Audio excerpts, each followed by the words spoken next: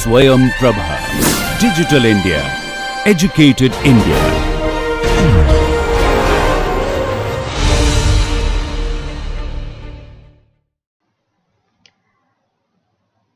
Hello learners, welcome back to the discussion which we have been doing from the previous two lectures on Mundell Fleming model.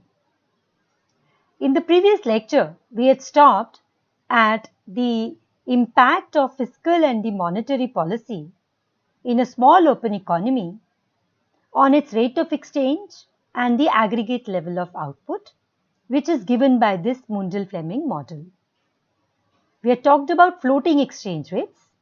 Now, in this particular lecture, we will be talking about the impact of the exchange rate variation in this small open economy in case of fixed exchange rates, and then again the relationship between these policy changes and equilibrium. And we'll also be understanding a new concept of interest rate differentials. So let's get going. We have defined fixed exchange rates in the previous lectures. We had said that under this particular rate of exchange, the central banks at a predetermined rate of exchange keep the fixed exchange rates fixed. Or in other words, it does not allow the exchange rates to fluctuate due to any type of economic ups and downs. So, this means that under a fixed exchange rate system, the country's central bank will stand ready to buy or sell the domestic currency for foreign currency at a predetermined rate. That is, in order to keep the rate of exchange fixed, the central bank of this country will either buy foreign domestic currency or sell domestic currency so that the fluctuations which have taken place again bring back the rate of exchange to the predetermined level. So here there is a greater role of central bank because it is intervening in the foreign exchange market to get the rate of exchange between the domestic currency and foreign currency at the predetermined level. In context of the Mundell Fleming model, this would mean that the central bank will shift the LM star curve as required to keep the rate of exchange E at its pre-announced rate. So, as we've just said, because the central bank of the country wants to keep the exchange rate fixed at a predetermined level, this would mean this LM star curve which we have derived in the Mundell Fleming model, it will shift either rightwards or leftward such that the rate of exchange which is represented by small e remains at the level which has been already announced. So, basically what we are saying is that this system fixes the nominal exchange rate. Okay, that it does not allow the nominal exchange rate to change. Now, when this happens that the rate of exchange is not allowed to change, we would like to understand that what impact does it have when we have a fiscal policy or the government has certain changes in the fiscal policy. So, similarly, there is certain change in the monetary policy. But while discussing these fiscal policy impact and the monetary policy impact, I would urge all of you to keep in mind or visualize that what we had talked about the impact when the country was having a floating exchange rate system. Okay, because then we will be able to compare both the type of exchange rate systems and then the impact of the fiscal and the monetary policy in those cases. So let's start with the fiscal policy, and this fiscal policy impact we are going to study in case of an economy which is having a fixed exchange rate system. Again, we have the similar graph given by Mundell Fleming. LM1 star represents what? It represents the money market equilibrium. IS1 star represents the goods market equilibrium. The point where they're intersecting means it is the equilibrium simultaneously in the goods as well as in the money market. and the rate of exchange at this equilibrium is measured from the y-axis E and output is measured on the x-axis Y. So as we can see, IS1 and LM1 star curve are intersecting at a point where the rate of exchange is E1. Now if you see this E1 line which we have drawn, it's a horizontal line and it is going on beyond this equilibrium point as well. Why is this happening is because we are talking about a fixed exchange rate system, meaning to say that the monetary policy or the central bank will either buy or sell domestic currency such that this rate of exchange is maintained at the same level of E1. Now, if we are talking about a fiscal policy and if it is an expansionary fiscal policy, what will happen? Which curve will change? I am sure all of you must be very thorough with this now. A change in the fiscal policy will change your IS curve. So, if we are assuming or if we are taking a case of an expansionary fiscal policy, we will see that an fiscal expansion will shift your IS star curve to the right. So, you see this arrow? This arrow is indicating that this IS curve will shift to the right. You get a new IS curve, IS2 star. Had it been a floating exchange rate, which we have done in the previous lecture, what would have happened? We would have seen an increase in the rate of exchange without a change in the level of output. But what exchange rate are we talking about? We are talking about a case of a fixed exchange rate.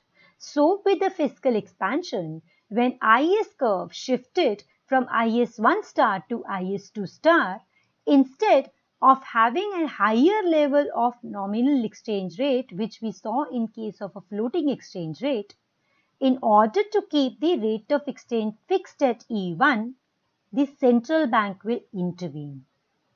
It will intervene, and because of that intervention, it will not allow your E1 or your domestic currency to get appreciated from E1 to E2. So this particular appreciation of the exchange rate which has taken place due to an expansionary fiscal policy will be controlled by the central bank by selling the domestic currency in the market so that this excess demand of domestic currency is swept out, it is wiped out. And because of this buying or selling of the domestic currency, what will happen is it will increase the money supply in the economy.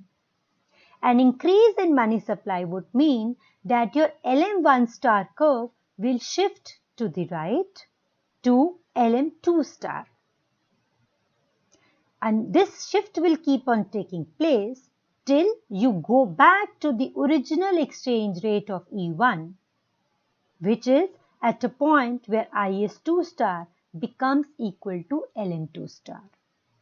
So what result have we seen of an expansionary fiscal policy is, we have seen that because of an expansionary fiscal policy, in case of a fixed exchange rate regime, the exchange rate does not change, but we see a change in your aggregate output, a positive change. Your Y1 has increased to Y2. Why has this happened? We have just understood. Had it been a floating exchange rate with an expansionary fiscal policy, exchange rate would have gone up or a currency would have appreciated from E1 to E2. Domestic currency would have appreciated from E1 to E2. Because the central bank wants to maintain the rate of exchange still to E1, in order to do so, it has seen that there is going to be we need extra domestic currency in the market because of fiscal expansion. You can see it another way also. Because of a fiscal expansion, income of the people has increased. So greater demand of money is there. So another way of understanding this is that again because of a fiscal expansion, rate of interest has gone up. And again the same thing, foreigners are coming in this domestic country, they are investing. So that is taking place. But because it is a fixed exchange rate regime, arbitrageurs, people who buy at high and sell at low and make profits, buy at low and sell at high, they want to make profit, they will sell this extra exchange rate currency to the RBI or RBI, or in case of India, RBI may increase its money supply by selling domestic currency. This will push your LM curve from LM1 to LM2. You come back to the same equilibrium level of exchange rate, but at a higher level of output. So in case of a fiscal policy, expansionary fiscal policy, in case of fixed exchange rate, we see a new equilibrium is same at exchange rate is the same at new equilibrium, even though the equilibrium level of output has increased. So in contrast to floating exchange rate policy, where an expansionary fiscal policy led to change in exchange rate but not a change in output, we see something else happening in fixed exchange rate. Here, exchange rate is the same but output has increased. So that's the difference between floating and fixed exchange rate systems. The next policy is the monetary policy. Again, we will understand it with respect to the fixed exchange rates. IS star curve is downward sloping, LM1 is the vertical, equilibrium rate of exchange is at E1. This is at E1. Now, if there is an increase in M, for example, money supply increases. Okay. Now, if, for example, there is a contraction in the economy, so liquidity needs to be increased. So, central bank decides to increase the money supply. An increase in money supply would mean that your LM curve from M1 star, it will go to the right to LM2 star. What will happen? For some time, you will see that the rate of exchange has declined to E2. But what type of exchange rate system are we having? We are having an exchange rate system which is talking about keeping the exchange rate to E1 only. So, to prevent this fall in E from E1 to E2, the central bank will again intervene in the foreign exchange market. It will buy the domestic currency back so that the money supply which has increased and reduced the rate of exchange, it again goes back to the same level. So, you see a reverse arrow taking place, that is, this LM2 will be contracted, money supply will be contracted, and you will see again the equilibrium getting established at the original exchange of rate of E1. But here what is happening is that in this process, we also see that there is no change in the level of output. So, in case of a monetary policy under fixed exchange rate system, initially you see with an expansion of money supply, the exchange rate fell down or the exchange of domestic currency depreciated. For some, maybe there because of that your Y will also increase. Why? Because depreciated foreign exchange would mean the exports have become cheaper. So Y would have increased. In case of floating exchange rate, we saw that how Y increased with an expansionary monetary policy. But because this is a case of a fixed exchange rate, central bank will not allow the rate of exchange to depreciate from E1 to E2. So, in order to push back the rate of exchange from E2 to E1, its central bank will have to buy this domestic currency, excess money which is there, excess currency which is there in the foreign market, exchange market, it will mop it back, it will take it back. So, this will reduce the money supply, and this LM2 star which had shifted will come back to LM1 star, which is this blue line, and then again the rate of exchange will come back to E1, but also we will see that there is no change in output. So, if you again see that what is the difference between monetary policy in case of fixed exchange rate system, we say that under an expansionary monetary policy, the new equilibrium is at the same exchange rate and the equilibrium output is also the same. This means the expansionary monetary policy has not played any role, it was not of any use when there is a fixed exchange rate system. Against this, if we see the floating exchange rate policy, an expansionary monetary policy led not only to a depreciation in your exchange rate, but it led to an increase in the equilibrium output as well.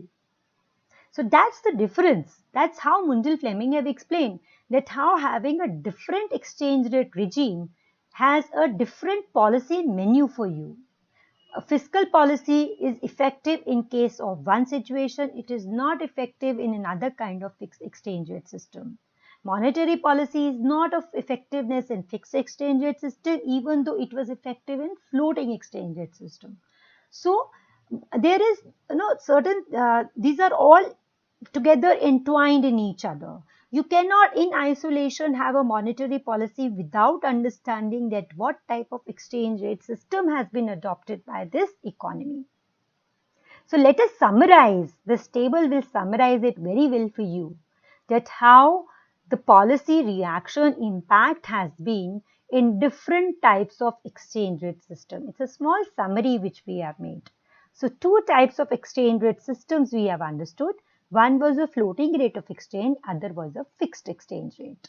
Two policies we have understood, fiscal expansion and monetary expansion. Impact we have seen on three things, aggregate output, exchange rate and net exports. If we are talking about a floating exchange rate regime, a fiscal expansion did not lead a change in aggregate output, but it increased your or appreciated your domestic currency, which led to a decline in your net exports or a trade deficit. Whereas in case of a fixed exchange rate regime, a fiscal expansion led to an increase in your aggregate level of output, no change in exchange rate and net exports. Similarly, you can have an impact of the monetary expansion in case of floating and the fixed exchange rate system. So, what we have understood is that the Mundell Fleming model shows that the effect of almost any economic policy on a small open economy depends on whether the exchange rate is floating or fixed. As we've just said, under floating exchange rates, monetary policy can affect aggregate income or output, whereas under fixed exchange rate, only fiscal policy can affect income and output. So that's how beautifully this model has talked about the impact of both the policies in case of fixed and floating exchange rate system. What the case that we have assumed for the purpose of this lecture was an expansionary monetary and expansionary fiscal policy.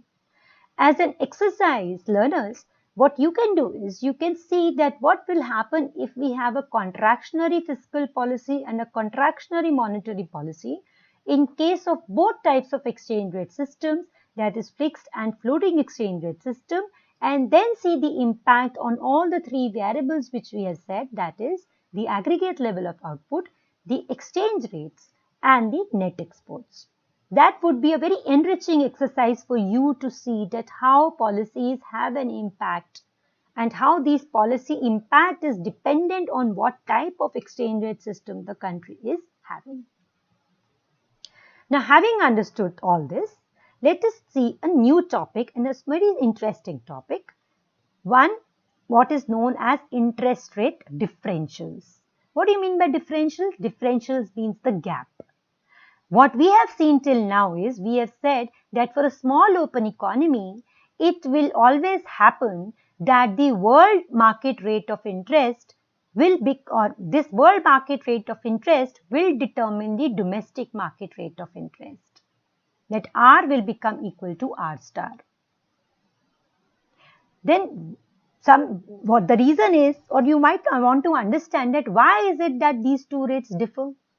Two reasons are there. One is the country risk. Country risk basically means that when the borrowers are, if somebody is lending to you, let us say, if somebody is lending to me, or in this case, country is borrowing from other countries of the world or from other foreign individuals, there may be a risk that the country may default. Generally, it is not, but in case it is felt that due to political turmoil, because of economic situations, bleak economic situations, there is a possibility that the country may default in repaying back its loans. So, in such case, the lenders are facing a greater risk of the country defaulting. That is called as a country risk. So, when the risks are more, the lenders would require a higher rate of interest to compensate them for this risk. They will say, okay, we will only lend when this particular economy is offering us a greater rate of interest because there's a lot of country risk involved. So that can be the one reason of the deviation or the differential between R and R star. The second is the expected exchange rate changes. If it is expected that the country's exchange rate may depreciate in future or it may fall, then its borrowers must pay, means the people of this particular country whose exchange rate is expected to depreciate, they are expected to pay a higher interest rate to its lenders because we need to compensate them for this depreciation which will reduce the value of our currency. So these are the two reasons behind the interest rate differentials of a large economy and a small economy. So if we want to understand this in form of an equation, this would mean that this R, that is the domestic currency rate of interest, should be equal to the world market rate of interest plus the risk premium which the country has to pay because of the country risk and the exchange rate risk. So R is this R star, the R which the country is going to pay will be the world market rate of interest plus the risk premium which is given by theta. Therefore, if we substitute this new value of R in case of an interest rate differential when the small economy's rate of interest is more than the domestic world market rate of interest due to the various types of risk, so we substitute this R into IS star and LM star. So this is the new IS star equation where we are saying I is not only dependent on R star, what it is dependent on R star plus the risk premium which is given by theta. Similarly, the money market equation LM star equation is given as M by P, that is money supply is a function of is equal to the demand of money, and demand of money is not only dependent on R star but R star plus the risk premium which is given by theta. So that's the difference between both the equations. Now what effect does this have on theta? Now this is, let us say, the equilibrium rate of interest. IS1 star is equal to LM1 star. The rate of exchange is at E1.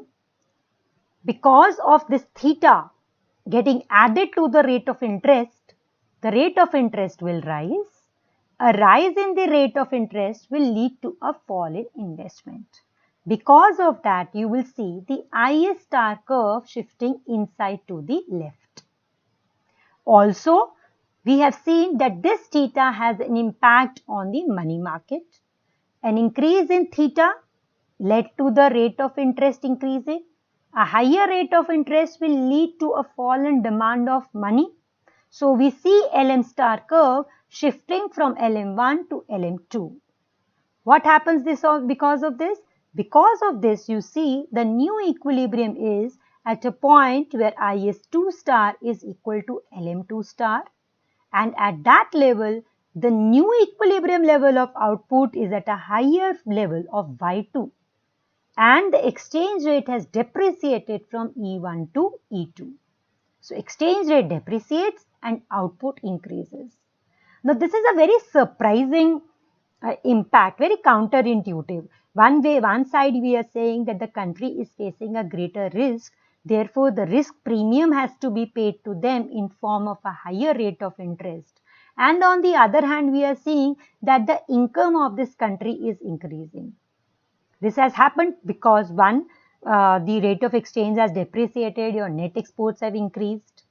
Also, the demand for money has decreased because the rate of interest has increased. So this country will see a depreciation in its currency rate, but side by side and also an increase in level of income. But This the governments may not like to happen. They may not like that this income rises at the cost of depreciation of their currency, because a depreciation of the currency would indicate that the country is becoming weak somewhere. So they may prevent this depreciation by reducing the money supply and not letting income increase. Secondly, this depreciation may also lead to an increase in the prices of imports, and if this country is import dependent, it would lead to an increase in their price level or increase in inflation. And third, consumers, because people of this country may also feel that there is a greater risk associated with my country. So they may also respond to this increased risk by holding more money. So even though it appears on paper that an interest rate differential may lead to an increase in output, but it is simultaneously accompanied by a depreciation of currency, which the countries may not like to happen. So they will sacrifice their increase in income. They might not let their income increase because of the factors, these three factors which we have discussed. So just summarizing this lecture and the previous lecture, what all we have done is, 1. We have shown that the Mundell Fleming model shows that how policies like fiscal and the monetary policies and shocks can have an effect on income and the exchange rates in the economy. Remember, Mundell Fleming model is talking about that level of exchange rate where both the money market and the goods market are in equilibrium. We have talked about fiscal policy. We have talked about two types of exchange rates, fixed and floating exchange rates. Now, fiscal policy we saw affected income, increased income under fixed exchange rates, but under floating exchange rates it could not. Monetary policy, on the other hand, affected income under floating exchange rates, but not under fixed exchange rates. Under the Mundell Fleming model, we also talked about interest rate differentials, which exist between the domestic country rate of interest and the world market rate of interest. And this happens when the investors feel that this particular small economy is running a greater risk. Risk, we have talked about two types. It can be a country-specific risk or it can be an exchange rate depreciation risk. When they perceive such kind of a risk, they, apart from the return of rate of interest, they might expect some risk premium, which we gave as called as theta. So the rate of interest became the world market rate of interest plus the theta, which was the risk premium. So because of this risk premium, we saw a shift in IS as well as the LM curve, which led to the depreciation in exchange rates but increase in output. So we said that countries may not like that depreciation accompanied by increase in output because of the factors like it may happen that a highly depreciated currency reflects to a very weak economy.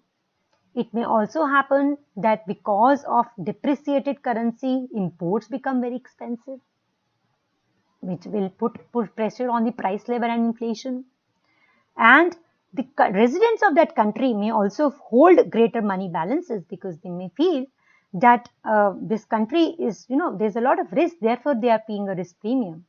So because of all these factors, we do not see in practical life that income increasing, which theoretically it is shown that it may happen. So that's all, learners, in the Mundell Fleming model, and I hope you have enjoyed this unit of open economy. So in the next unit that we have, unit 5, we will be talking about the behavioral foundations in macroeconomics.